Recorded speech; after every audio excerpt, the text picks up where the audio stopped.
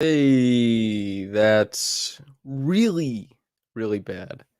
The Raptors lose to the Atlanta Hawks 125 to 104 in a game that can be summed up in basically one statistic, which I will read for you right now. The Raptors shot 40 of 77. That's good for 52% from the floor. The Hawks shot 51.5% from the floor. However, they took 24 more shots in a game that you end up losing by 21 points, 24 attempts. That means something. In addition to that, the Raptors, they attempted, man, it must have been like, let me take a poke. Let me take a poke. They attempted 20 more free throws. Sorry, 19 more free throws than the Hawks. They made 9 more. Oh boy. 56% from the line. It's just like when you're trying to see how things are meant to succeed on the floor. And the Raptors, in these games, it's been a mix of some things working, some things not. In some games, the defense holds up. In other games, maybe not so much. In some games, the offense kind of hums along and it looks all right. In this game, the offense does look decent. They get no extra possessions, though. 0 points off of putbacks in this game. For a roster that is supposed to yield a bunch of secondary chances, for a roster that's supposed to be able to, with size at 4 positions, be able to put pressure on the offensive glass, they're not able to put pressure anywhere. And in fact, give up a bunch of it to Atlanta. John Lamb says Atlanta won the mid-off this time, but we'll get them next time. I certainly hope so. It might be the mid-off, but you like to be the winners of anything that comes through your doors. And another big thing was that the Raptors played a ton of zone in this game. To my eye, they did not play good zone. And they were undone by the simplest zone buster that there is, which is the cross screen at the top. It was kind of funny. I remember when I was going through so much of the Raptors' zone offense in 2021-22 because teams started playing a ton of zone against them because they couldn't shoot. And I was like, why don't the Raptors just run cross screens? And the answer mostly was that Fred VanVleet is not really dynamic enough to make use of cross screens, not really dynamic enough to pop off, let's say. And Trae Young, he can pop off with cross screens.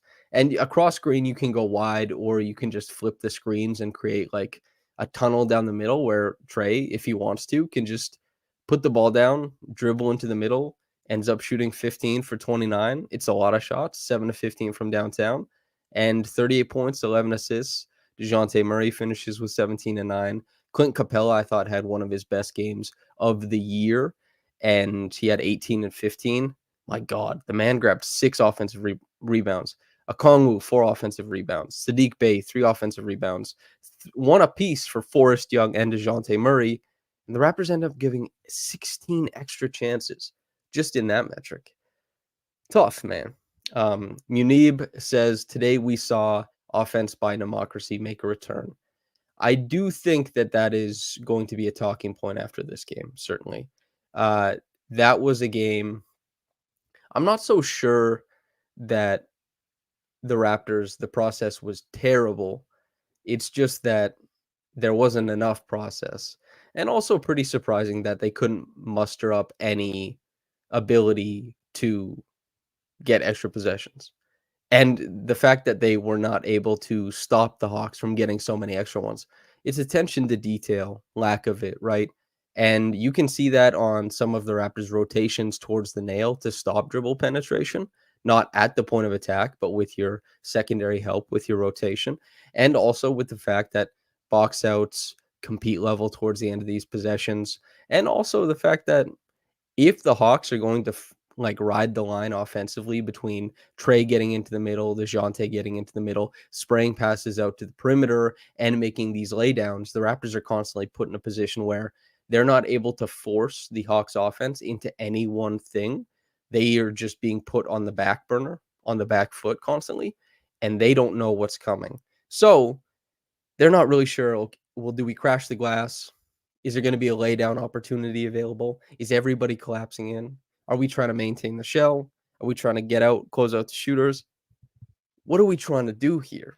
And the Raptors have basically in this game no semblance of an identity defensively. They did a good job stopping, a lot of shots at the rim. Okay, that's fine.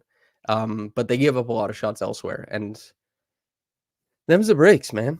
Credit to Trey. I thought that some of the threes he hit in this game have just been like nuts, and it's tough in a game like this because the Raptors, as Munib said, like we're talking about the offense by democracy. You look at the end of this game, you see that nobody really has a high level of shot attempts. Scotty tops the team at 15. Only one other player eclipsed double digits at 11 with Pascal, and Gary has 8. Precious has 7. Boucher has 4. Grady got 3 shots up in quick succession. He made one of the threes. And like Dennis has 7, OG has 8, Jakob goes 7 for 7. The Raptors' shot making in this game wasn't so bad. It's just that if the other team shoots 24 more times than you do, you're not. I don't know who is gonna win that game. Like the Raptors' whole premise with under Nick Nurse since they transitioned away from the Kyle Lowry led team was that they had size at a bunch of different positions. They were able to crash the offensive glass, and when they looked at the numbers, teams that won the possession battle by 5 possessions or more won like 70% of the games in NBA history. So what the Raptors did was they started to reverse engineer the possession battle, and they won possessions at like a historic rate. Now, of course, it wasn't as easy. Their winning percentage wasn't as high because they were trying to get an artificial possession differential. So they weren't doing the things passively that led to that possession differential, and they went out of their way for it. This led to waning, waxing transition defense. This led to less spacing on the floor and a different type of spacing because they wouldn't go above the break. They were hanging out on the baseline more often to crash the glass, like all this kind of stuff. But they did get there. And we've seen in the past, Raptors fans should know better than most. You get a lot of extra possessions. You have a good shot at winning at the end of the game. And this game was punctuated mostly by an 18-4 run by the Hawks. Before Pascal managed to get into the game, I think it was his basket actually that ended that run. Kind of, he just a little ISO bet on the baseline, got for a little pop shot, and he finishes with 34 minutes. He could have played like 36, 37. It is Darko being really staunch on his own rotations. Darko is very comfortable with how he likes to play guys. There's a couple hallmarks, like Pascal isn't going to play the first, at the very least, 5 minutes of the fourth quarter. Sometimes that stretches to 7 or 8. I've never seen it go 9. I've never seen it go past that. Scotty isn't going to play the full first quarter usually. Pascal is going to get a rest at the start of the second quarter. OG has been more flexible than I think every other starter. Dennis has started to get used differently and started to get put into different lineups. Like he's playing with more of the Scotty plus bench stuff. And the Raptors are trying to see, what works. They got 20, 23, 25 games, whatever you want to say, worth of data on, okay, we've seen these lineups. What do we think might work from here? And I wonder if, I know last game it went well, but I wonder if the Raptors look after 25 games through the season, we're almost a third of the way through it. If they look at the second highest usage lineup in the NBA, their starting lineup, a lot of minutes, a lot of possessions, losing a lot of those minutes, the bulk of them, putting themselves in a hole. This was the 6th game in a row where they were down by 10 at the very least, and they're constantly putting themselves in a position to come back and to win. And that's not really fair. That's not, you're not going to win a lot of games. Maybe fair isn't the right thing. It may, because it's, on the one hand, it's not fair to the players, but also these guys, they they're just losing, man. They can't defend a lick. The offense was okay tonight, but they didn't have enough possessions to even keep themselves in it. I see a lot of people talking about like just build the offense around Scotty. I thought that Scotty had a really good game today, especially getting into the teeth of the defense. They played in transition heaps, and like I think that almost a quarter of their possessions over the course of the game were in transition. If you juice the transition plays, That means you're gonna see a correlation in Scotty's statistics, especially assists and points typically going up. Why? Because Scotty directs transition. He's the guy who gets the ball. He gets to push, collapse the defense, make a play. If they don't collapse, he'll go one-on-one at the rim against somebody. He's a great finisher. We see him finish with 23 and 8 in this game, 9 of 15 from the field. That's a tidy little stat line. I thought that the Raptors were a little bit lackadaisical in making sure that Pascal got enough possessions in this game. I know he shoots 5 for 11. He missed a couple mid-range jumpers. The one shot, I don't know if they counted it after the fact. It got goaltended. It's been tough when they're not able to control the volume of their stars. And that's by and large the biggest gripe from the fandom that I see is when the offense isn't humming and Pascal is the Raptors' best half court creator. People are like, how do we control his usage? How do we get him the ball more? And when Scotty is having a good game, and when Scotty is in the game at all, he's the star of the future. People want to see him get possessions, get reps, and they see him succeed at them a lot. Like in a game like this, leads the Raptors in shot attempts, leads the Raptors in points, leads the Raptors in assists. These are great things going forward. But when you end up only scoring 104 points, the questions automatically become, how do we get more? Why did we only get 104 when we see good possessions, we see good outcomes? It's just they didn't have enough of them. I hate to say it in this game that the Raptors offensively, I would have liked to see more possessions out of the hands of like Precious Achua, who spent quite a bit of time on ball. Most games, I'd like to see a little bit less Dennis, of course. And the Raptors, I think, can move some of those possessions towards a Pascal, towards a Scotty. And in this game, they weren't able to overhaul and do it. We see a little bit of that reflection in the offense. But also on top of that, like their half court points per possession in this game were leagues better than what they average on the season. Their shot making in this game is roughly around like 52% from the field, 32% from three is a little low. Maybe that's just what happens when your two best shooters, Scotty and OG, combined for 2 for 9 from downtown. But you get 2 for 2 from Malachi, who I thought had a great game. You get 2 of 5 from Gary. And the Raptors, the big thing, no rebounds, no passion, no aggression, no vision. What are we doing here? And not only that, but maybe you look at this game and say they could have grinded it out. And in a game like this, they give up way too many offensive rebounds. Like maybe this game, if they had been better at cleaning up their own, like maybe if you clean up your own glass better, right, then Scotty gets more rebounds, or Scotty is able to push and Scotty is able to get out in transition. You can juice your numbers that way. Other guys get more involved because they run with him, and you're able to close out more of those possessions. That obviously wasn't the case. That wasn't the outcome in this game. And the Raptors, they get shellacked, man. This was probably OG's quietest game. Somebody says, there's a question about Pascal. Here we go. From Trevor Norlander says, is part of that on Pascal? Does he not have to assert himself more at that end? Always, always, some of it lies with the player, of course, and some of it, it can range. In this game, I do think that Pascal made a lot of the correct reads. The type of defense that the Hawks were playing was stark contrast to what they played last game. The Hawks went over a lot of screens in game one. They were not ducking under everything. The Hawks were pursuing over the top, chasing. And Pascal, Scotty, OG, they can do really well with the chase. And also having high-low feeds available to, like what Pirtle finished with 6 assists last game. How many have tonight? 0. It's a direct correlation in the scheme and the matchups that the Hawks are playing. If you're going under everything, you're going to compress on the inside of the defense. You're going to make it much more important to hit threes. You're going to make it much more important to break that shell open.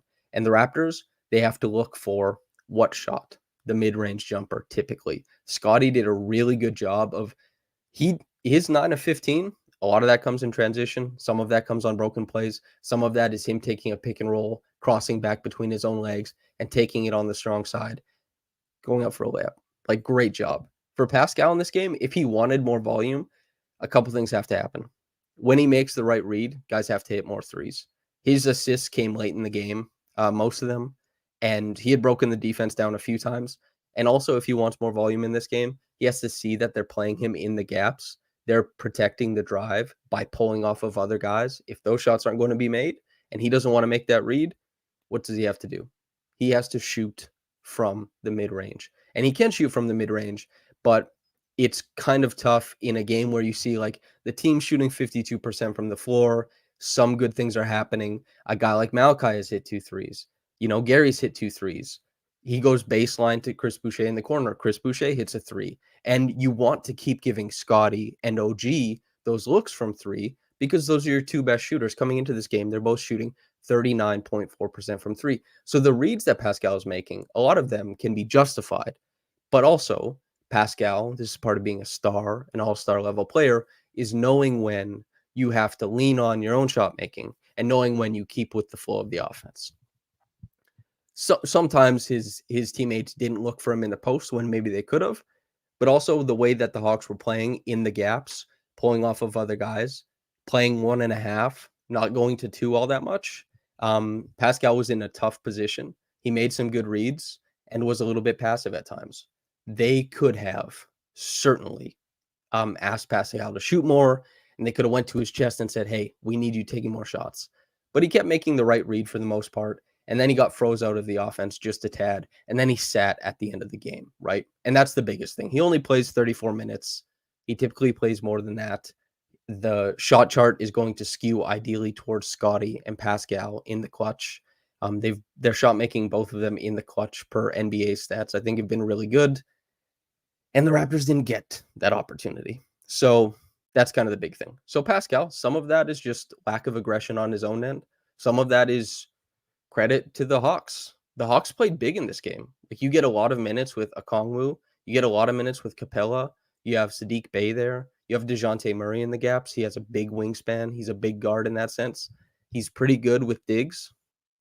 Guess what? If you're a wing who wants to drive middle like Pascal does, you're going to see a lot of attention. So I think that is my answer for the Pascal stuff, as far as like contextualizing it and couching it. Those are the motivators for why that happened. And then the quick answer for like whose fault is it? A little bit teammates looking him off when they probably shouldn't because he was able to bend the defense. A little bit himself passing a little bit early against some looks where a guy is stunting him instead of coming all the way in for the double. Take that escape dribble, drag them farther to the baseline, create a more open shot for your guy above the break. Some of that is like decision making and aggression. That's how it shakes out.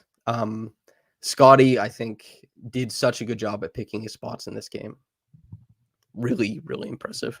That's probably the biggest takeaway anybody should have after this game is like, hey, we got 23 points, 8 assists from Scotty, 2 blocks, and both of them coming way out of nowhere.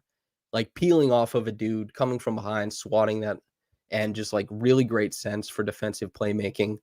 He got a steal as well, although I think that one just fell into his hands. And that's kind of the way it shakes out. Really impressive from Scotty. The Raptors, they lost this one on the glass. Like, this game was lost on the glass because what they were trying to, which also that is a zone defense thing as well, right? When you play zone, your partner for boxing out and going up is, it's less apparent. Every team always struggles more with rebounding against zone. It's also why Tristan Thompson had like a crazy run of rebounding with the Cavs because they started to see some zone. He's just chewing it up on the inside, getting to the ball. And the Raptors, they struggled with that. Way too many more possessions for the Hawks in this game. Just way, way too many more. You can't come back from 24 shot differential. Even if you took that many more free throws, like that affects it. Part of the Raptors' usage is in their free throws. That wasn't for the Hawks. That big disparity there. But the Raptors, you make 56% from the line, not going to cut it. Like Malachi goes 3 for 4. Pascal goes 3 for 4. Those are your two best free throw shooters on the night. A tough night for Scotty as far as like shooting 1 for 5 from 3, 4 for 8 from the free throw line. Don't want to harp on that too much. I think Scotty's been sublime this season. Didn't have it tonight from the free throw line or from 3. Oh, well, like we move. 1 for 2 for Precious, 2 for 5 for Chris Boucher. And especially during that run, you see like Chris is making these really good cuts. Scotty's feeding him, and Chris, you get to the line, you get fouled, and they just don't fall in. What do you do, man? It's it's been tough. Yeah, it's a tough game when you can't rebound and you can't defend. And the Raptors, there's been a couple games this season where they've been able to outscore teams. There's been a couple games this season where they've been able to out defense teams. There hasn't been enough where those two things coalesce and they look like a good team. I think that the Hawks coming into Toronto, not necessarily a back to back, but that 2-game series, I think that they had an opportunity to take two. James says our best chance at a pizza party and we blew it. I think that's accurate, man. I did a podcast with Curly. We recorded it around noon today, and he asked me if I thought the Raptors would win tonight. And I said, yeah, I think they do. And I think they get that pizza party, but it's not looking like it. The pizza party it's a hilarious subplot of this season. Winning 3 games in a row used to be just like a mindless thing that happened for these Raptors. They used to win like 6 in the blink of an eye. You'd be like, "Oh, they won 6 games in a row." If they didn't win 3 in a row, you'd be like, "Oh, that's a little disappointing." Over a 10-game stretch, you'd be like at least 3 of these are happening in succession. And that's tough, man. That's not at all the s the expectations have been lowered, but of course they have, right? Because the Raptors have not been succeeding at the same level for quite some time. They brought in a coach who is definitely geared more towards the future than the present, although it's his job to sidle the both and make those 2, you know, I used the term coalesce already on the podcast, but sure, we can use it again to marry those 2 things together, and he's maybe struggled a bit with it, but this is a Raptors team that is struggling at a lot of the things that everyone expected them to struggle at. And this is also a team that is underperforming defensively. When I look at the defense, I didn't really like the decision to go to zone. I know there's coaches in the NBA and decision makers in the NBA that don't like zone, don't like relying on it because they think it drills in bad um, foundational things into the players. It makes them think like it takes out that dog in them to stick a guy. Same with a lot of like peel switching and nexting, some of those like hyper vigilant off ball rotations to help guys with their point of attack defense. Some teams don't like to do that because they think it's wrong for their foundational defense, even if it does better. And that's tough. The Raptors, they do play some of the more aggressive schemes. They have been aggressive at times, pulling off of different places to try and stopgap the point of attack stuff, which has been much worse than it was early on in the season. Dennis has been worse there. Pascal is being asked to guard at the point of attack a lot. He's been a little bit more disappointing there than he was at the start of the season, although he was never at Dennis's level. Dennis was really strong to start the year. And the Raptors as a whole, their rotation at the back end to help those guys isn't as quickly. And so isn't coming as quickly. And also, if you're not coming quickly, but you're still coming, you're still leaving the guy behind you, right? You're still leaving somebody open. So if you're going to make the rotation, don't kind of like kick it around. Don't be like, oh, I don't know if I'm gonna get there. Ha. You gotta be aggressive with it. Commit to what you're playing. And the Raptors, I think, have a bit of a problem recently with committing to what they're doing defensively. And I don't think it's that what they're doing defensively is that complicated. I think some of it is effort, and that effort can be seen across the board. Like even OG, who is the like gold star, you're the defender. You're in contention for awards around defending. Every star in the league is whispering to their agent like, "Put it out there. We want this guy on our team." And then everybody talks to Masai like, "Where's OG? Can we pair him with our star?" All this kind of stuff. Even he has been like, defensively. That's where this team has been on that end of the floor. Like, sure, they outscore the Hawks like crazy last game. They didn't have it this game. Um, From Coco, she asks, so the problem, sorry, Coco asks, so the problem with defense is a lack of decisiveness from my perspective. Partially. I also think that the Raptors, they by playing bigger are naturally a little bit less quick, a little bit slower at the point of attack. This means they're going to allow more pressure coming downhill, which means that they lean on their decisiveness a little bit more than other teams do.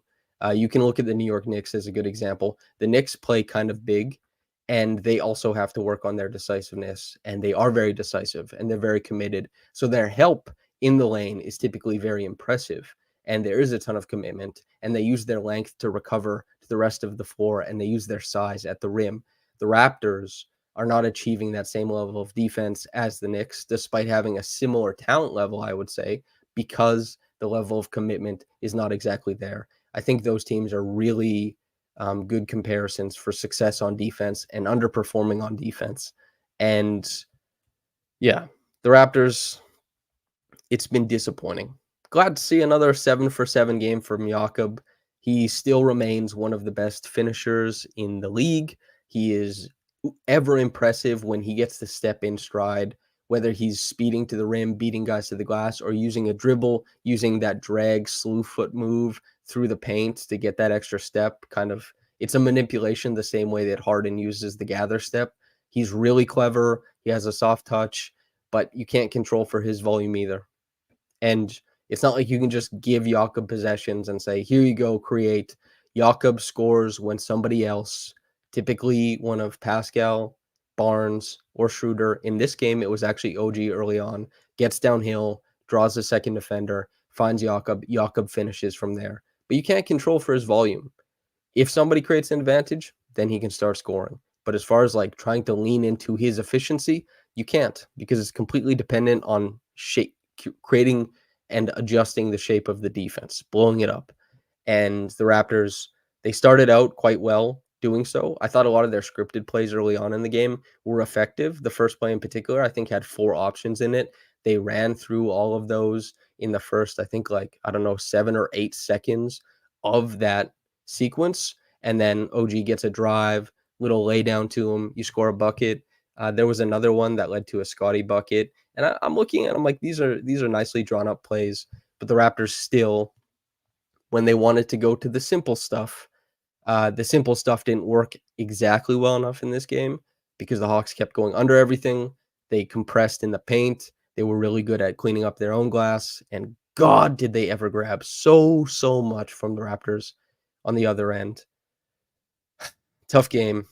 Just to spotlight Malachi. I thought Malachi, I know he finishes at a -3, but I thought he was brilliant relative to expectations tonight. Quick decisions off the bounce, got into the teeth of the defense quite often. I know he got 4 fouls. I know they played zone because of his presence. Listen, Malachi isn't going to be a super talented defender. He's a small guard. I get it. But what he did offensively, quick decisions, shot making, and even before like the one possession, he really helped out on the defensive glass by getting back. And I think he had a contested rebound he grabbed over either it was a Kongwu or Clint Capella. So I thought great game for Malachi. If the rest of the team had been up to snuff, that might have meant something a little bit more in this one. Unfortunately, it wasn't. We get to see Grady put up 3 shots. He airballed one. We saw Jalen McDaniels put up 3 shots. He missed all 3. Garrett plays 2.5 minutes. Thad plays 2.5 minutes. Otto doesn't play. Those guys come out, Grady, Jalen, Temple, and Young, at a +1. And yeah, John Lamb says, glad it's December 15th. Hopefully there's movement to a direction soon. Yeah, probably not tonight, probably not tomorrow, but it will heat up. And if there is a decision to be made prior to the deadline, we are marching towards it at the very least. And I don't know what the Raptors are going to do. I never pretend to be a soothsayer for the front office. Any sources I have are typically like more grassroots. Like I know like people.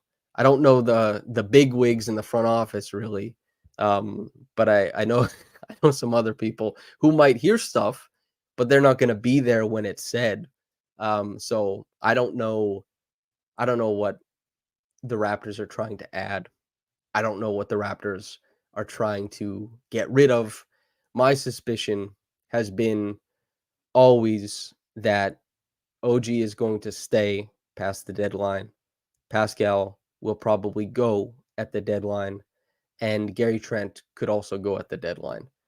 And they are going to make OG their priority for the offseason, re-signing him, doing so with a larger role for him promised to him, and maybe we'll see the Raptors kind of giving a showcase of that in the post-Pascal era, giving OG more possessions to kind of see what he wants to do, how he likes it, as like an audition from the team to player to say, you have a bigger role here if you re-sign, and we could also potentially give you the most money. Simon asks, what is my opinion on Keegan Murray? I talked to Curly. We talked about this on the podcast earlier today, a different podcast, the Live by the Three podcast, which is Curly's, which is great if anybody wants to listen. I think Keegan is probably, as far as the mix between good player now and prospect in the future, he is the highest bar that the Raptors could get in a return for either OG or Pascal. I really like a guy like Nemhard. I like some of the Hawks prospects, but as far as like proven impact already, expected impact in the future, I think that Keegan is probably the high bar. I think Keegan Murray is really impressive. His defense this year has been nuts. He could look really well, like he could look really, really good next to Scotty, in my opinion. And I think he's having a down shooting year, but I believe in the shot. I believe in some of the progressive reads that he makes when he puts the ball down. And he has size, and he really cares defensively. And yeah, Music Deli says, all I know is if the Raptors do trade Pascal, they'll find a way to not get any shooters out of the deal. Oh man, that would be funny. I hope that's not the case. Pascal has been one of my I've had such a joy covering Pascal's game over the past however many years. I think his progression, his development has been just like an absolute wonder to cover. This is also a player who he hit the game-winning shot. It's not a game winner, but he hit the game-winning shot in Game 6 of the finals over like like an era-defining defender in Draymond Green.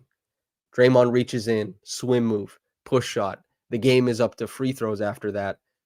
And Pascal's the last guy making a shot. He also had 26 and 10. He had 32 in game 1 of the finals. He got the max contract. He was the 27th overall pick. His story with the Raptors is immense. His story with the Raptors, what he's been to this city, like giving back to it, and just like as a friend to a bunch of different players, he's beloved. And I know the Raptors fan base, it's not that they hate Pascal, but they're ready for a different iteration of this team. And Pascal is the longest tenured guy and the max player. Clearly, on his jersey, it says all the other things that everyone else's jersey says. But to a lot of fans, it says like old version of the Raptors. And people want a different iteration. It doesn't mean Pascal is disliked, although everyone in chat has probably seen that stuff espoused at some points in this season and in seasons past. But I hope he's beloved on his way out, because there are other players that left who didn't receive that treatment, let's say. And these guys won a championship here. I hope that when Pascal goes, if he does, that that it's with like a warm embrace or something like that. Solar Tear says I'd keep Pascal if he hit threes like Scotty. Well, he's like 9 of 14 over his last 14 3-point shots. He's currently regressing back up. It looks more and more like he'll probably finish this season, I would guess, north of 30%.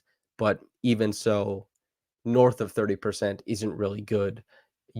I would have liked to see Pascal this year, as he's moved off ball a little bit, as he has more assisted threes coming his way.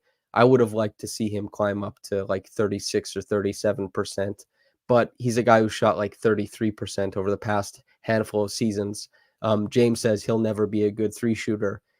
Statistically, probably not. He had one good 3-point shooting season. Well, two, I guess.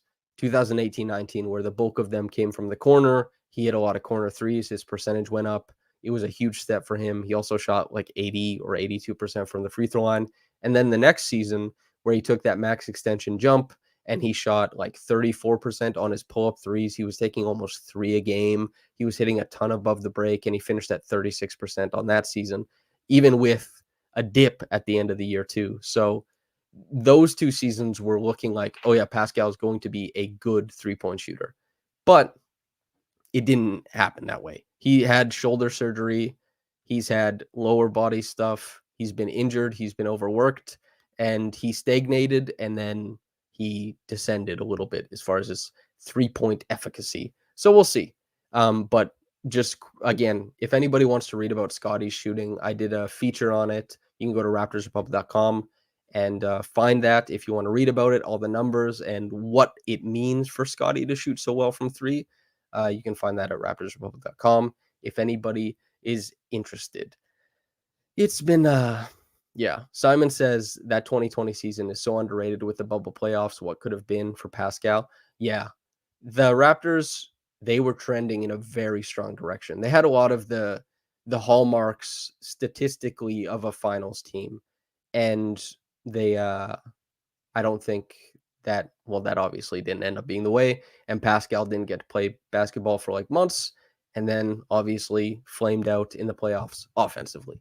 Defensively, he was tremendous during that playoff run, but it's not that important for people if you can't shoot above 40% from the floor in the series, which is underwhelming, I would say. Those guys says Pascal 44% in the corner, low attempts, but he can probably be above 37% there.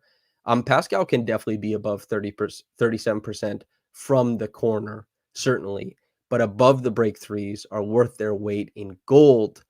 And that's why Scotty is so impressive, man. Because Scotty, I don't know if after this game it'll be above 40%, but he's leading into this game shooting above 40% on above the break threes.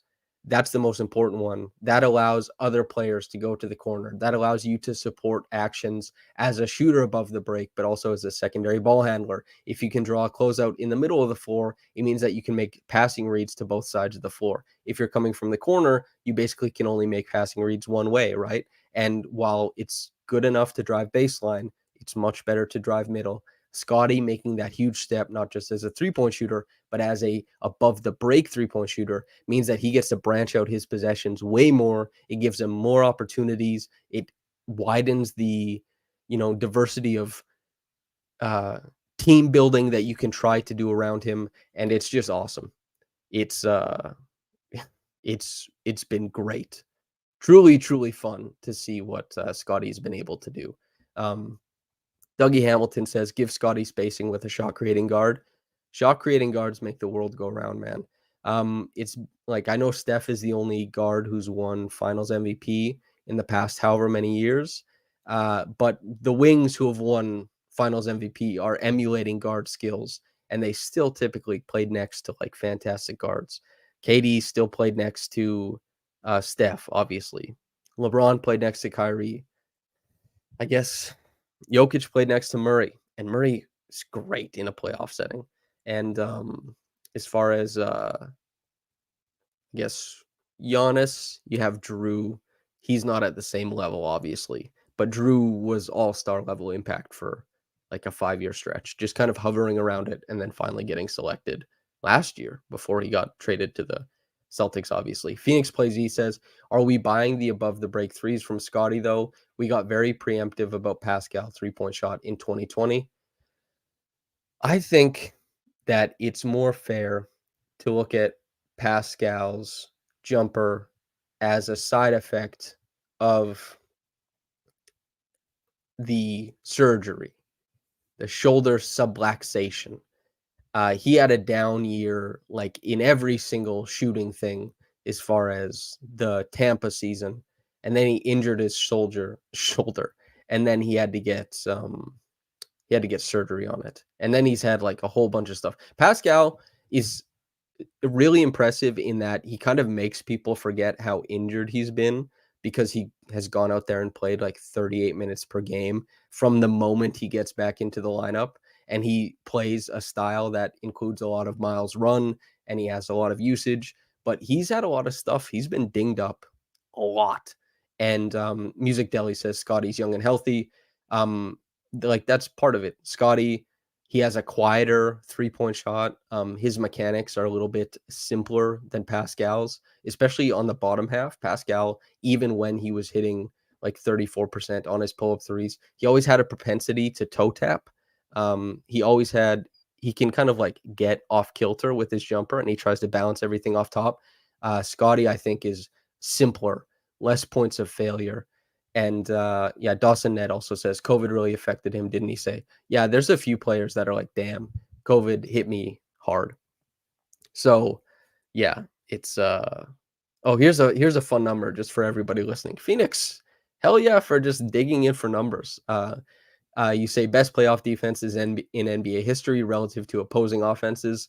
So the 64 Celtics, the 22 Bucks, the 04 Pistons, the 71 Bucks, the 19 Bucks, the 72 Bucks, the 16 Spurs, and the 19 Raptors, and the 21 Bucks. There's a lot of Bucks on there, man. Good Lord. But yeah, the Raptors, I don't think people credit the Raptors. I know people in Toronto do, and I'm preaching to the choir currently, obviously. But the Raptors, that 2018-19 team, is one of the best teams I've ever seen. Of course, some of the best teams I've ever seen have been like the Chris Paul and Harden Rockets that very nearly beat the Warriors. Of course, it's the Warriors themselves, but in the past 25 years, that Raptors team was insane. Their defense was nuts, obviously historically good. Their diversity of offensive looks, the things they could go to between like Pascal, Marc Gasol in their secondary stuff, and then an offense led by Kyle Lowry and Kawhi Leonard, both at the peak of their powers. That team was nuts. I love looking back at that team because they played incredibly good. Like they just played a bunch of different styles and they succeeded at all of them. Very, very talented. Simon says, you know, it's a rough game when we draft when we drift into 19 Raptors talks. I'll never stiff arm that away. Phoenix brings it up. I'll gladly drift myself into there. 125 to 104 for the Hawks over the Raptors. And Phoenix says people don't like us because of the KD/Clay injuries. That's true. That was crazy. That game 5 when KD came in, he made those like hand and face. He made every jumper that looked at him. I was like, damn, man, this is nuts. And obviously they end up winning. There's injuries there. And then Clay also, like he tore his ACL and then he tore his Achilles while coming back. That was crazy. And then the Warriors came back and won it. But as you say, Phoenix Blazy, you play who's in front of you. This is something I specifically never do. I do not try and litigate championships. I hate when people do that. What do you want them to do? Everyone went to the games, everybody paid, everyone buys in, and then afterwards everyone wants to pretend like, oh, but this and this happened. Who cares, man? Did you lift the thing? Okay, you lifted it. Says it your name there. Okay, you won. You know, if you want to say like which was better, I don't know. That's fine. Which are the best teams of all time? Fine. But as far as like people try and say like, no, this doesn't count. This was a cheap ring, all that kind of stuff. Not even just for the Raptors, but I mean, other teams, if you win, you win. Players risk their bodies. Players risk their bodies for those championships. Like if that chip doesn't count, why did Clay tear his ACL? What did he tear his ACL for? What did KD tear his Achilles for? You know, that kind of stuff. Anyway, we've gone far afield. 125 to 104, the Hawks beat the Raptors. If you got in at the start of this, obviously you heard me talk a lot about the game at hand, and obviously we drifted certainly towards the 2019 championship Raptors. I think that is where I'm going to leave it. We're going to wrap up the podcast. And thanks to everybody for listening. I'm sorry I missed last game. Them's the breaks. Holiday season coming up. Just like I hope everybody who gets to celebrate it, enjoy it. We'll be talking a few times over the duration. I'm going back to Saskatchewan to enjoy it with my family. So That'll be fun. Maybe we'll get my mom to pop in on one of these and give her opinion on the Raptors. We'll see, man. We'll see. Okay. Thanks to everybody for listening. Like the video on your way out. It suggests it to other people. It's free and it supports the channel, which is good. And if you have money you'd like to throw at me for supporting, the best way to do so is to support raptorsrepublic.com. As everybody knows, there's been a ton of Christmas time layoffs from like CBC to Yahoo Sports Canada blowing up entirely. And people in this industry, job security is not easy. Raptors Republic is trying to give job security and allow themselves to platform and jumpstart a diverse set of writers who don't have to go through the um, predatory free internship slash whatever cycle, and successfully has done so, has gotten people into the industry. So you can subscribe over there to support RR. That's what we do. That's what we aim to do. Thanks to everybody for listening in. I've been Samson Folk, and whether you got into this on your walk, with your dog, late at night, or live, I appreciate the hell out of you. Have a blessed day, and goodbye.